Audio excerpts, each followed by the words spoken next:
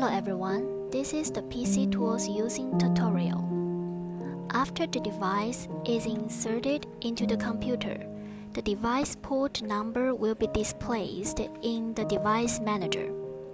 Open the USB drive file and select the corresponding file according to the computer system. Select the ext64 file.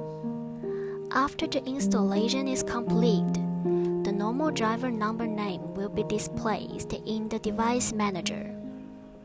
Open the OBD PC Tools file and select the PC Tools file.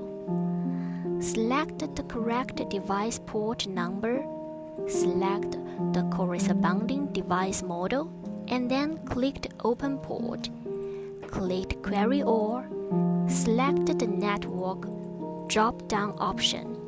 Select IP or domain name according to the device connection server method, and then change the domain name and IP port parameters. If you need to set APM, after the setting is completed, click Setting CMD and then click Query All to query whether the parameters are set successfully.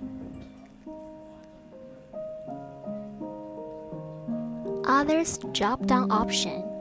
Change the device working mode according to the model.